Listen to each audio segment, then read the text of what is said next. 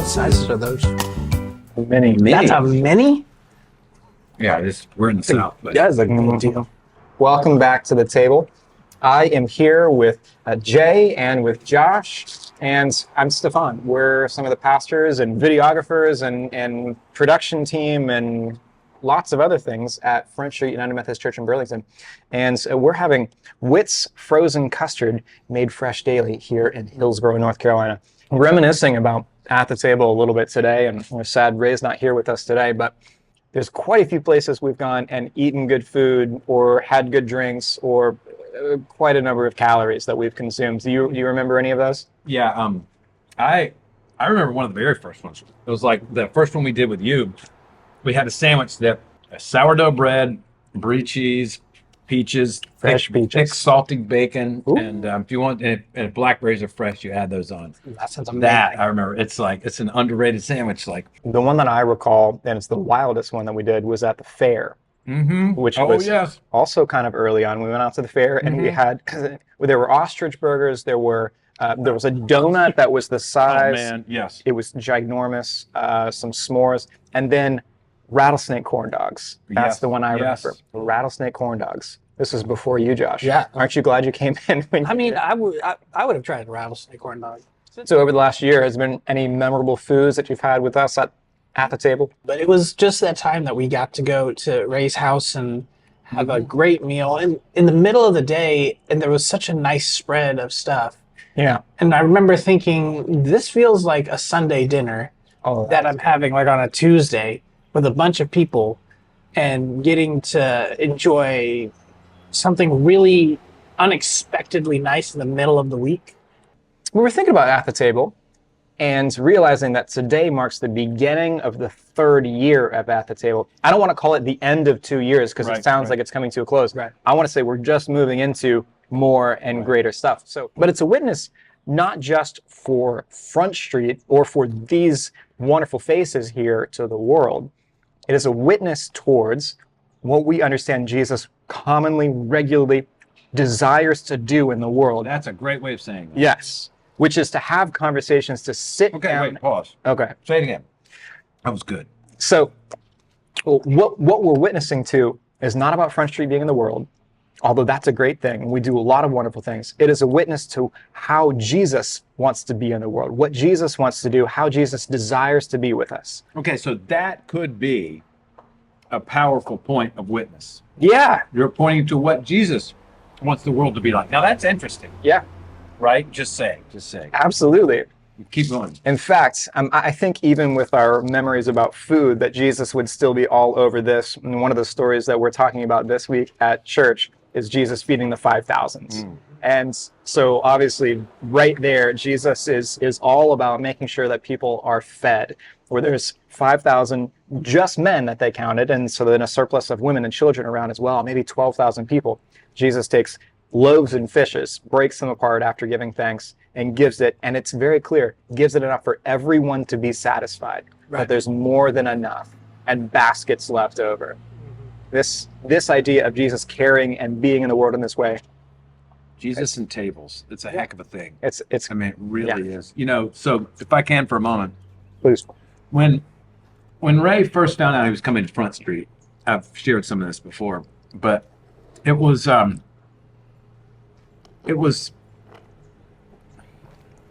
tough because he didn't know Front Street. He had been in some places where they wouldn't try anything. They wouldn't listen. He couldn't lead. He could barely befriend them, and so he was a little nervous. And the first thing that he said to me after he shared that he was going to Front Street, I know where we're standing. We're standing in the parking lot of the State Fair. Was, do you think you could come and film? Because what we discovered about filming was filming is relationships. Yeah, At the table is relationships. Like, it profoundly affects our relationships with each other. No, I don't mean just this. I mean pastors in the congregation in the community, the congregation in the world, and all the relationships that happen around the filming. As we talked about what we would film, the simplicity of a table is one of those things that's so simple. Sometimes something as simple as just simple. right. It's, I mean, it's not very deep. But we were blown away with the fact that like this was a Holy Spirit given idea at the table. You recognize that from the beginning. I mean, like, so You guys so, really came in like hot with that. at the table. I mean, it was one of great. those things where like if you had branding sessions, what would we name things? And Right. like we did a little bit of that. Yeah. What we name it, and it just kept coming back to like there's profound depth and beauty in Jesus at the table. Yeah. In the New Testament, it's incredible, and Yeah. it's just like right there, hidden underneath everything.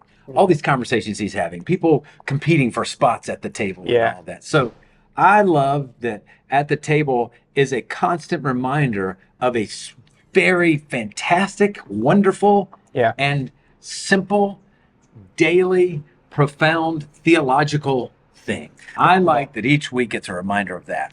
I want to give a little bit of a behind the scenes because you talk about often filming as relationships, and you've said it on At the Table before, and I think we've mentioned this, but when we get together to film, not just with each other, but very much so with other people, before we start to actually film, we're sitting down and having literally just a conversation, many times over a good meal together. We're just having that relational building. Correct. We spent that active time doing the thing before we did the thing. Right. And what that matters is that once we get on camera, once either it's the three of us or Ray's joining us or some other guest that's never been on camera before, there's an ease to that, a naturalness to that comes out. And that's important because that's what happens to us when we're off camera. Right. That's what happens in our regular lives when we sit down and have those conversations and we move into deeper relationships. And I think that that's one of the cool things that I've experienced is that I've sometimes come in here and not felt like that I know 100% of what I want to say or anything like that, but then just get to witness the cool things that somebody else has to say and somebody else is talking about. It's like, oh yeah, that's amazing. So I feel like sometimes, even though I'm part of the video, I'm also watching it happen right there in front of me. Yeah. And what has been your favorite At the Table reporting that we've had so far? And we did a couple of number crunching. I mean, 2 years, we're a little bit over 100 videos, 30 to 50 locations, different locations that we've been to, dozens of people that have been in and out of videos. The coldest video. Okay. First Thanksgiving. Oh my gosh. And Madam, the Tanger outlets. That was. And there was a light drizzle. It was freezing. I mean, it really was. Like metal the benches. benches were like just ice cold. No one else was outside, and we know why. But it was so great. I love those. Funny enough, I love the ones that are hard like that. Yeah. Because it's beautiful that we get these opportunities. Yeah. I'll take the hard ones every time. You know, so it's not my favorite one, but there's something beautiful about that. Hands down, my favorite one was this past early spring, when we went to the Museum of Natural Science. Oh, that was a good one. Just to see all of the crazy, beautiful exhibits of the things that the dinosaurs and these animals that lived millions and millions of years ago, and to connect that into the greater creation stories that we have. And how fun is that? That was such a radical thing to like have those two worlds collide in such a cool way. Perhaps the one that is emblematic of At the Table as much as anything was at Elon, when we filmed Gabrielle, a film student. We didn't talk. I don't know how much we talked about this previously, but Gabrielle is a film student at Elon. She's Jewish. And we were going to sit down and do communion. Right. Yes. And she sat at the table, and all I could think about, she was Jewish from Pittsburgh, and that's where it had happened, where people had been killed. And I thought, okay, she's interested in this. All three of us, without saying a word, we adapted what was going to be said on camera, so that her family would go, wow, those seem like normal people. Yes. It was okay to be people. there. It's okay to be around those Christians. Yeah. So we were actually witnessing. And we all knew it. With that, we didn't say a word to each other. We just started. One of us just lead us here, and the other would take it up. In that moment, and everything we did was to make the gospel accessible to her. Yeah. In a way that left her honored, and her family and her heritage honored, while still saying we're about Jesus. Yeah, absolutely. Right. It was wonderful. Man, that was live, man. That was in the moment. The camera's rolling and we're making those adjustments. And I just felt like that was very much spirit-led moment. So part of me wants to wonder what has been your favorite at the table. I want to show you a few clips, just to highlight a few things that you might have seen over the last couple of years. Do you remember any of those? Do any of them ring a bell? Do any of them bring back a question that you're still wrestling with? Take a look. So Stefan, you were saying probably very much like you and trying to keep the kids out of the water. The parents are probably trying to keep the kids out away from the Dead Sea. Yeah. The Dead Sea. Probably trying to keep the kids out of the Red Sea. That's right. And but the parents are probably thinking, okay, Moses, you've got us this far, now what? And Moses is thinking the same thing too. Yeah, he doesn't know ahead of time. He cries out to God saying, what am I supposed to do here with these people at the edge of the water? Yeah. She said, you know, when I was growing up, we were at the dinner table. If our mom said to keep our fork, we knew something better was coming. I said, I want people to know something better's coming. Yeah. It's not over. Christmas is never over. No. Yeah. And, you know, I would encourage you, don't put the creche away quite yet. No.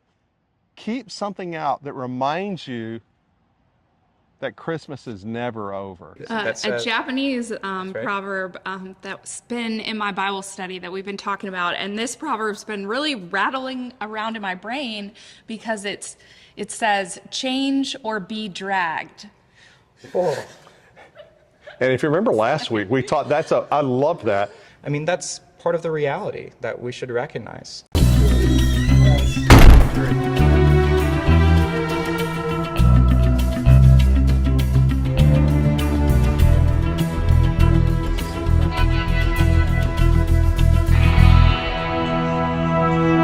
So wait, that one's, it's got 4.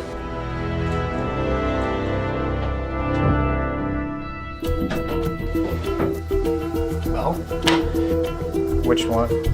You said. No, it doesn't have any locks. Okay. Oh my gosh. We have a key, but we don't have anything that This is not this. This one? That's a moon of Mars. So what do you have over there? These are supposed to be attached. She said, Oh wait, I recognize this. 33 seconds. We have still gone 30 seconds. 30 seconds. I still have. Have you ever seen a group so frustrated with the same thing over and over again? Paul and Silas practiced hope. They were practicing hope. Yeah. They weren't living in it, they were practicing it. And maybe even a fake it till you make it. I mean, I'll give a little credit there. Yeah. I mean, that, you know, I'm going to keep believing, I'm going to keep practicing that this isn't, and Paul and Silas said it, even if this is the end of my rope, it doesn't have the last say. Yeah. It's exciting too. I love the kind of the conclusion of the story where the two disciples were talking with each other and they realized finally that this is Jesus, and they say to each other, didn't we realize that there was this strange amazingness inside us as we were hearing him speak and, you know, show us the scriptures? This was our master. How did we not see it from the very beginning? We just... Our religious face of religion, attending church, putting money in the offering plate, working in the church's soup kitchen for the poor, standing and affirming the Apostles' Creed and worship, reading the Bible, are absolutely essential. But heirs of Wesley and Aldersgate know that eternal appropriation of faith, heartfelt personal assurance of God's love in my life, my wallet, and my heart is the first essential. I ought to have my name on a church roll. It's important that I know and understand as much of the Bible as possible. It's valuable to show forth my faith through acts of love and compassion, but somewhere, someday, somehow in my life, I must say yes. Yes to God in a deep and engaging way. Yes, response to God's yes to me in Jesus Christ. That's Methodism. That's Methodism. That's Methodism. That's Methodism. I just wonder. I mean, there's no way I can, in the text or anything like that, wonder if that's what Jesus had in mind. But I do know this. Jesus invited people at the table. And Jesus is saying clearly, everyone's welcome at my table. Everyone's welcome here. It's never in isolation. I'm going to eat with whomever's willing to come to my table.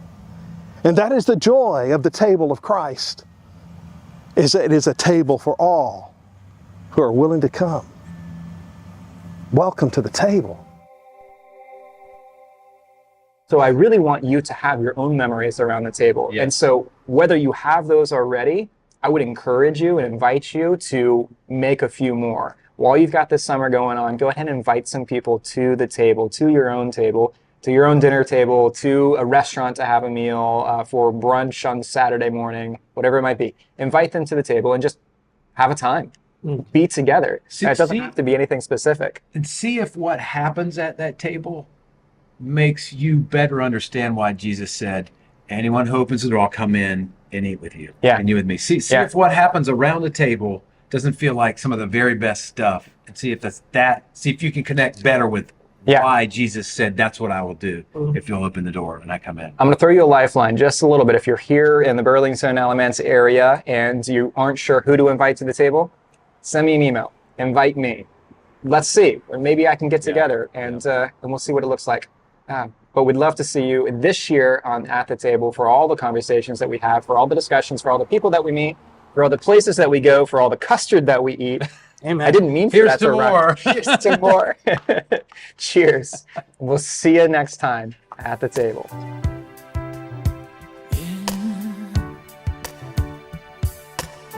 When it shines a light, whenever God shines his light.